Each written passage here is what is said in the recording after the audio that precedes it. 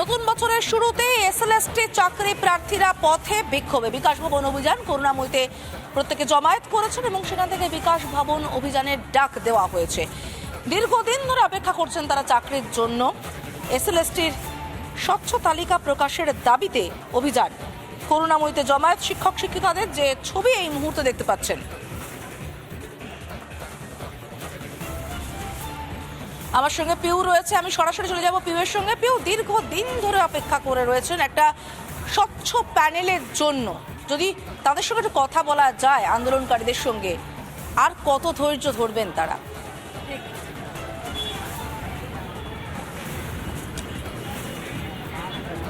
এবার মনে হয় ধৈর্যের বার্তা ভেঙেই যাচ্ছে সমাদৃতা, কারণ এতগুলো বছর পার 2016 থেকে 2025 নতুন বছরে আমরা পদার্পণ করলাম, কিন্তু ছবিটা একেবারে বদলালো না। কারণ তারা যে তিমিরে ছিলেন সেই তিমিরেই মনে হয় রয়েছেন।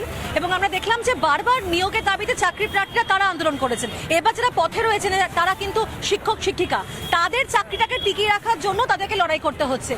আজকে আপনারা বিকাশ ভবন যাবেন বলে ঠিক করেছেন, মুখ্যমন্ত্রী হস্তক্ষেপ চেয়েছেন, তাও পাননি। তাহলে এবার কি হবে? আজকে ডেপুটেশন দেওয়ার পরে এবার আপনারা থামবেন নাকি এর পরবর্তী পদক্ষেপ আরো কিছু আছে? না, তারা যদি আমাদের আজকে কোনো ইতিবাচক ভূমিকা পালন করে আমরা সেই বিষয়ে যাব, কিন্তু আমরা আজকে সকলে মিলে আমরা শিক্ষামন্ত্রীর সাথে বিকাশ ভবন যাব এবং দেখা করব। আমাদের এখানে আমরা 6 বছর ধরে আমরা কর্মরত শিক্ষক, কিন্তু তবু আমাদের আজকে খোলা আকাশের নিচে রাত যাপন করতে হচ্ছে।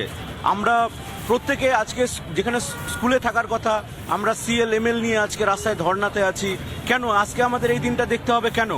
আমাদের মাননীয় দিদির কাছে অনুরোধ, এই বিষয়ে তিনি হস্তক্ষেপ করুন এবং আমাদের এই সমস্যার সমাধান করুন। আমাদের শিক্ষামন্ত্রীকে কাছে আজকে আমরা যাব, তিনি এই বিষয়টা হস্তক্ষেপ করুন।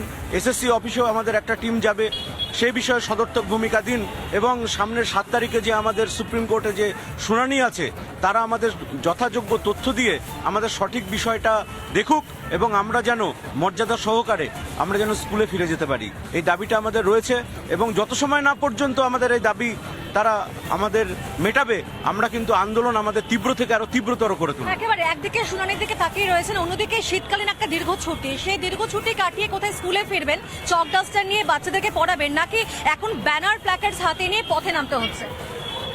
ম্যাডাম, আমরা তো চেয়েছিলাম আমরা ভালো করে স্কুলে গিয়ে বাচ্চাদেরকে ঠিকঠাক করে পড়াই এবং সম্মানটা আমাদের যেভাবে রাস্তায় নামিয়ে দেওয়া হলো।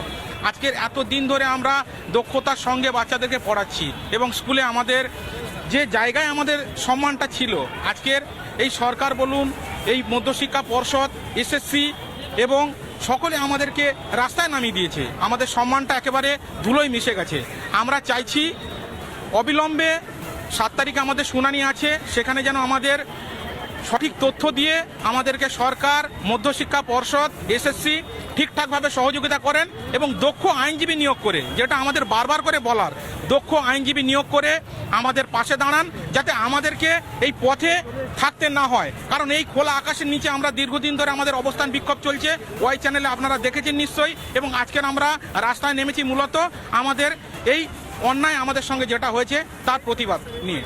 নিয়োগ দুর্নীতি যখন হচ্ছে তদন্ত, সেখানে দেখেছি বহু অযোগ্য যারা রয়েছেন তারা কিন্তু পদে বহাল ছিল দীর্ঘদিন ধরে, তারপরে আস্তে আস্তে দেখা গেল কোথাও গিয়ে এভাবে একের পর তথ্য সামনে আসছে। কি মনে হচ্ছে সম্পর্কটা কি হয়? অযোগ্য হয়ে এখন বহাল হচ্ছে চাকরিতে, আর আপনারা পথে।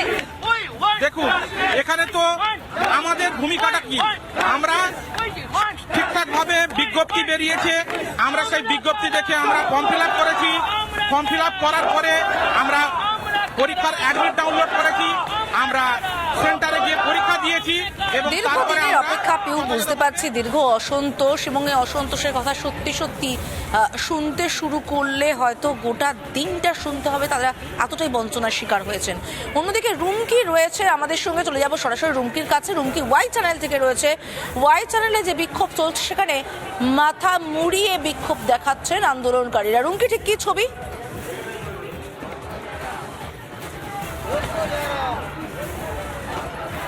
একদমই সমাদৃতা, এই মুহূর্তে যে ওয়াই চ্যানেলের 27 তারিখ থেকে অবস্থান ধর্ণা চলছে, সেখানে স্লোগান চলছে এবং তারা লাগাতার স্লোগান দিয়ে চলেছেন। তারা বলছেন তারা তাদের দাবি আদায় করেই ছাড়বেন, কারণ তারা 6 বছর ধরে চাকরিটা করছেন, কিন্তু এখন তারা অনিশ্চয়তার মুখে। এতদিন পর্যন্ত তারা চাকরি করেছেন, এখনো তারা বেতন পাচ্ছেন, কিন্তু তারা অনিশ্চয়তার মধ্যে কেন থাকবেন? তারা তো যোগ্য, তারা যোগ্যভাবে পাশ করে চাকরিটা পেয়েছেন। কথা বলে নেওয়ার চেষ্টা করবো।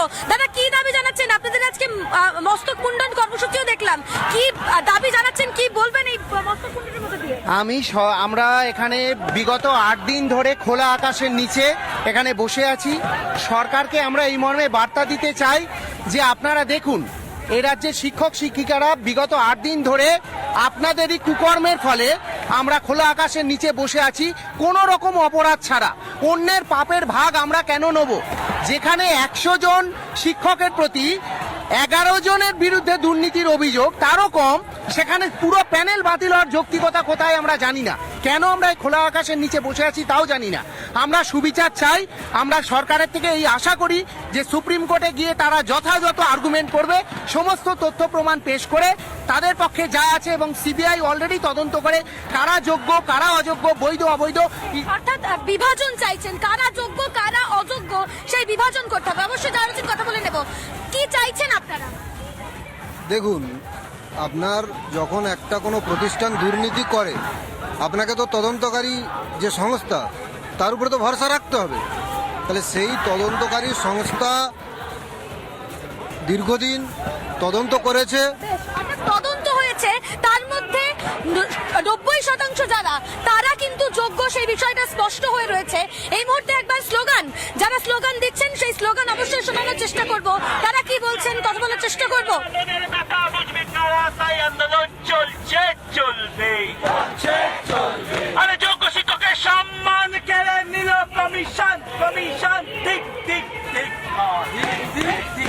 এই মুহূর্তে স্লোগান চলছে এবং যারা চাকরি প্রার্থীরা রয়েছেন, তারা চাকরি করছেন, যারা যে শিক্ষক শিক্ষিকারা রয়েছেন, তারা বলছেন যে তারা 6 বছর ধরে চাকরি করছেন। এই যে 10% দুর্নীতি, তার দায় কে নেবে? অর্থাৎ পাপ করলো অন্য কেউ, শাস্তি ভোগ করছে তারা তাদের যে চাকরি, সেই অনিশ্চয়তার মধ্যে রয়েছে সেই চাকরি। আরো যারা রয়েছেন কথা বলে নেওয়ার চেষ্টা করব।